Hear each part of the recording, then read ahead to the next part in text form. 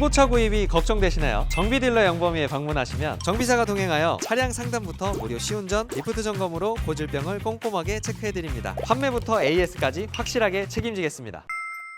영범아, 네. 이 S클래스가 대형 세단의 정점인 이유가 뭐야? 일단 판매량이 먼저 말을 해주고 있죠. 이게 대형 세단 시장에서 전 세계적으로 판매량 탑 클래스를 찍은 게 이 S클래스입니다. 다른 제조사들의 플래그십 세단도 많지만 페이스리프트나 풀체인지 이런 기술 개발에 들어갈 때마다 표준이 되는 게 이 S클래스예요. 물론 더 상위 브랜드인 벤틀리나 롤스로이스 이런 차량들도 있긴 하지만 기술력이 엄청나게 뛰어나기보다는 브랜드 가치나 소재들이 더 비싸지는 경우고 승차감 자체로만 봤을 때는 이 S클래스가 정점이 맞습니다. 그러면 너 말이 맞다면 네. 그렇게 좋은데 네. 중고차 가격이 박살났더라고. 그쵸. 왜 그런 거지? 원래 대형 세단들은 시동 걸자마자 2천만 원 감가가 시작이 됩니다. 그 이유가 이런 2억 가까이 하는 고가차들은 신차급 중고차에 대한 수요가 많이 없기 때문인데요. 조금밖에 저렴하지 않다면 그냥 신차를 출고하겠죠. 그래서 약 연 2천만 원 정도씩 훅훅 떨어지다가요. 페이스리프트나 풀체인지가 진행되면서 한 번에 확 떨어지고 거기서 계속 머물러 있는 겁니다. 그리고 보증기간의 문제도 있는데요. 수입차는 기본적으로 보증기간이 좀 많이 짧은 편에 속합니다. 이런 BMW 같은 경우는 일반 보증은 2년, 엔진 미션 보증은 딱 3년 정도까지면 끝나거든요. 그리고 벤츠도 3년까지밖에 보증을 해주지 않습니다. 반대로 이런 국산차, 제네시스 브랜드는 5년에 10만 킬로까지 일반 보증, 엔진 미션 보증 모든 게 다 남아있기 때문에 비교적 수입차가 더 빠르게 떨어지는 거예요. 이런 여러 가지 요인들로 이 벤츠 S클래스의 가격이 많이 떨어졌다고 보시면 되고요. 지금 약 6년 정도 된 20년식 S클래스의 시세를 살펴보면요. 10만 킬로가 조금 안 되는 매물들은 약 6천만 원 전후로 판매를 하더라고요. 감가는 왜 되는지 알겠는데 네. 진짜 이 차가 그렇게 좋아? 이게 타보지 않으면 알 수가 없는데요. 제가 시운전 한번 시켜드리겠습니다.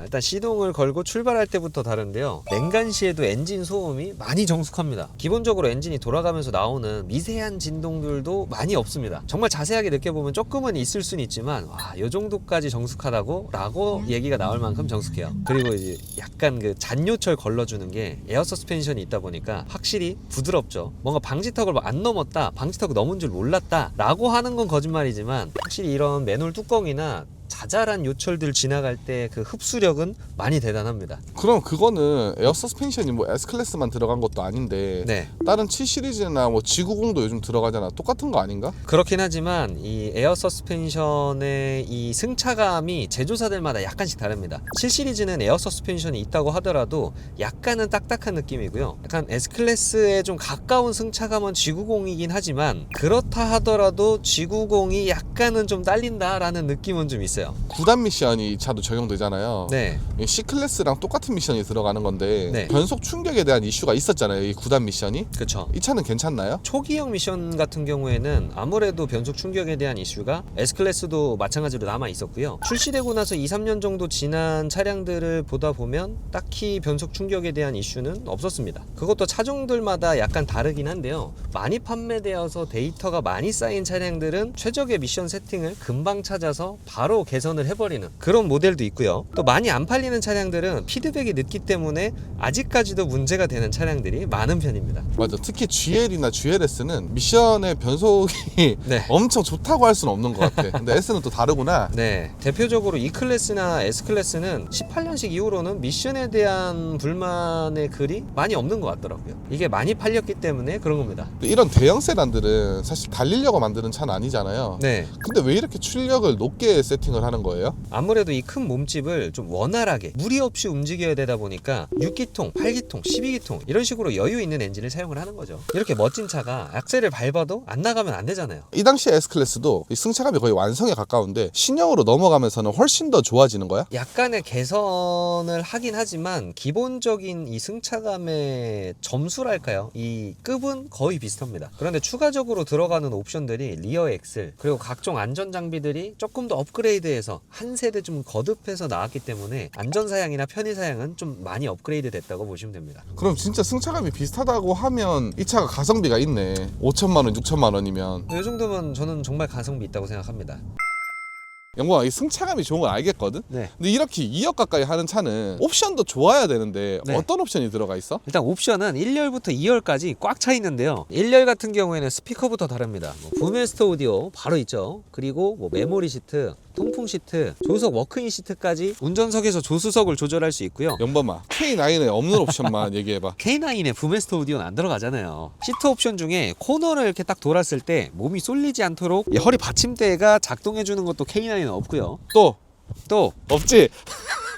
일단 에어 서스펜션이 들어갑니다. 아 맞네. 네, 에어 서스펜션으로 차고 높이도 조절할 수 있고 승차감이 많이 달라요. 그리고 S클래스가 또 다른 게 있습니다. 전동 시트가 문짝이 붙어 있잖아요. 이렇게 문짝에 있음으로 인해서 여기에 손을 넣을 공간, 그리고 필요성도 없어지거든요. 그래서 시트를 조금 더 넓게 편하게 쓸 수 있는 거죠. 이 착자감 자체가 옵션입니다. 뒷좌석 자체도 상당히 넓은데요. 일단 뒷좌석 모니터 달려있죠. 이게 앞좌석이 지금 제일 뒤로 당겨진 건데도 불구하고 거의 주먹 3개가 들어갈 만한 공간이 남아있고요. 뒷좌석에도 프리미엄 사운드가 있고, 그리고 통풍 시트도 있고 전동 시트도 들어가게 됩니다. 이렇게 뒷좌석에 전동 커튼도 들어가게 되고요. 프라이버시 보호랑 햇볕 차단을 해주죠. 그리고 양쪽 창문을 여기서 바로 조절을 할 수가 있고, 그리고 썬루프의 이 차양막도 여기서 조절이 가능합니다. 그리고 뒷좌석에서는 항상 뭐가 묻었는지, 비즈니스를 하러 가기 위해서 확인을 해야 되잖아요. 이런 화장 거울이 있습니다. 이런 K9에서도 보기 힘든 옵션들이 많이 들어가 있는 거예요.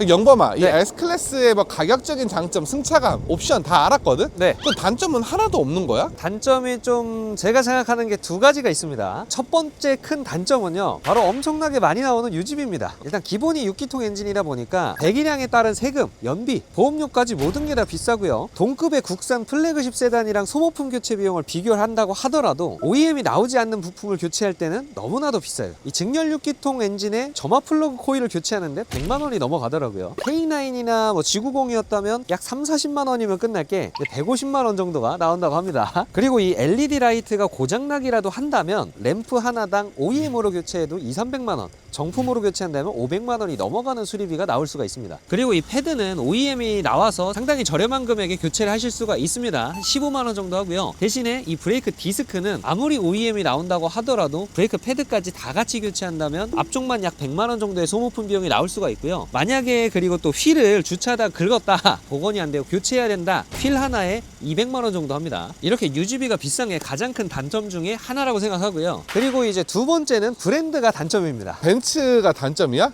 아, 그렇죠. 감당돼? 감당 가능합니다. 이유를 들으시면 납득이 가능하실 거예요. 이게 옛날에는 벤츠 S클래스를 탄다 라는 것 자체가 엄청난 부의 상징이었고, 내가 잘 나간다 이런 거를 좀 표현을 할 수 있는데 반해서 요즘에는 사실 그 의미가 좀 많이 내려온 것 같기도 합니다. 20년식도 5-6천만 원대에 구매가 가능하고요. 15년식 구형 S클래스를 구매해서 이런 걸로 드레스업을 한다면 2천만 원대에도 똑같이 생긴 외관은 만들 수가 있거든요. 이렇게 적은 금액으로도 S클래스를 구매하실 수 있다 보니까 하차감 자체가 많이 떨어진 게 단점이에요. 그래서 이렇게 벤츠 S클래스를 보신다면 애프터 부품을 잘 활용하면 국산 차량 유지비는 거의 비슷하다, 이런 말에 너무 현혹되지 마시고요. 어쨌든 국산차보다 유지비는 많이 비싸다는 걸 감안을 하고 구매를 하셔야 됩니다.